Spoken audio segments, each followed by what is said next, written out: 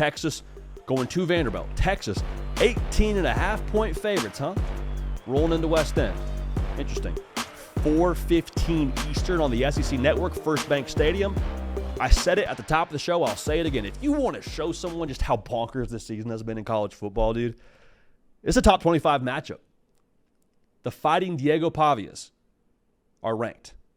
God bless America. God bless college football. Texas obviously ranked. If you're Vandy, man, like I said it about Jackson Arnold, and I think the same logic applies to Vanderbilt. It's house money. House money is a dangerous place to be. You've already beaten Bama. Like this season, I know nobody's going to say this within the building, but I'll say it for the college football public. Vanderbilt has already overachieved, both from a wins-losses perspective on their over-under win total, and then in terms of the brand of ball they're playing, in terms of the way that they have just rebranded what Vanderbilt football is right now. Like this year is a success. You could get blown the doors off in this game, lose 50-0. And I don't think anybody looks at this season in a negative way for Vanderbilt. So that is what it is. I'll say that right there.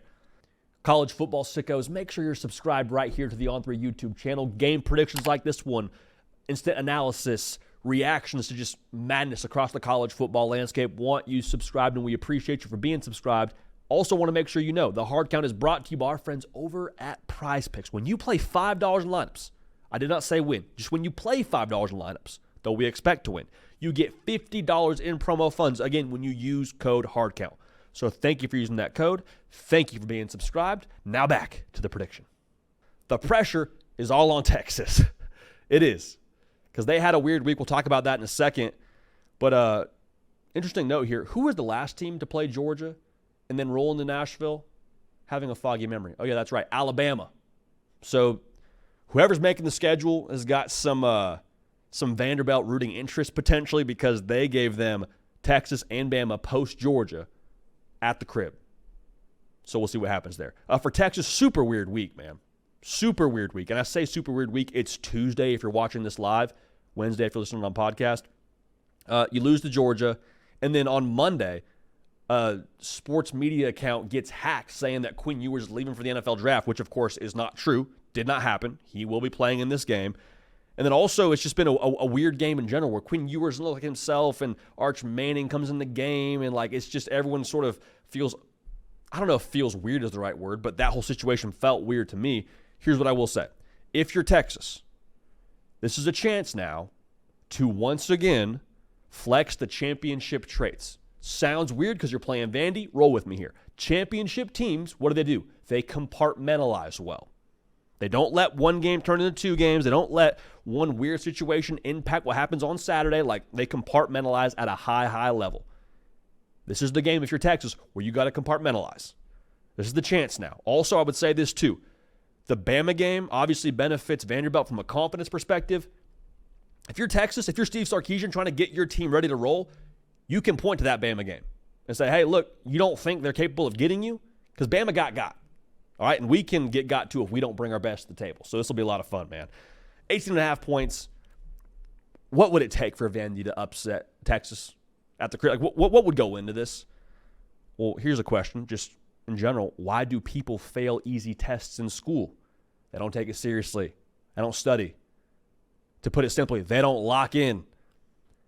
If Texas doesn't lock in, Vanderbilt has proven they are not old Vanderbilt. And they have some guys now, most importantly Diego Pavia, to get it done and to make things a little bit interesting for you on your Saturday. It's also worth noting here, Vanderbilt, their offense, kind of some option base to it. The option is built on making you continue to be disciplined.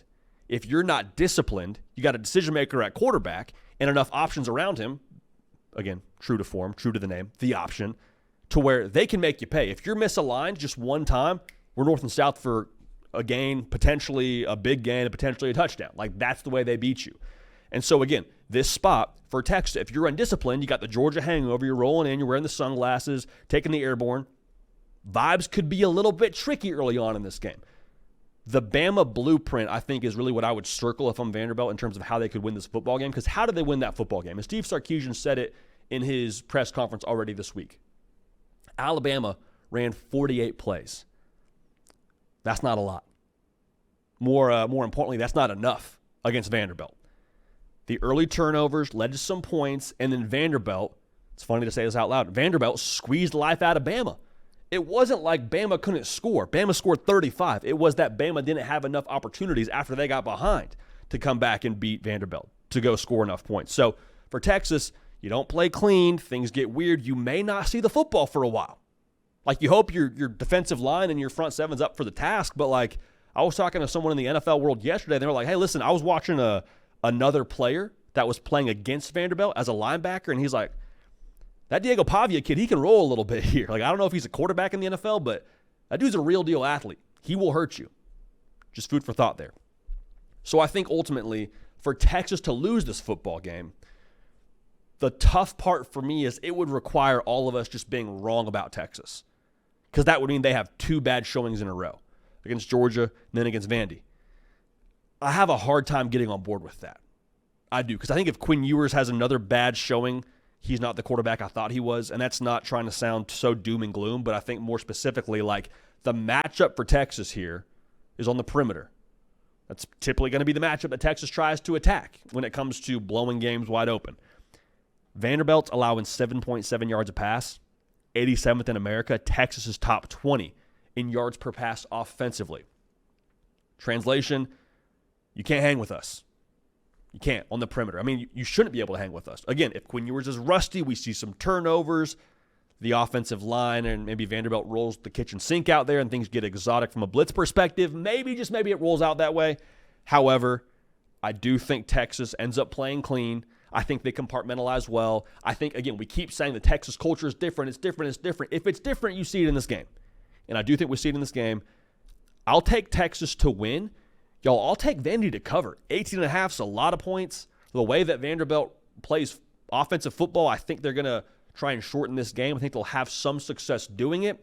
Expect an interesting first half, and then Texas to pull away and beat Texas in the second half. And ultimately, the Longhorns get out of Nashville post-Georgia with a dub. So again, we'll take Texas to win the football game and Vandy to cover the 18.5 in a top 25 matchup in Nashville.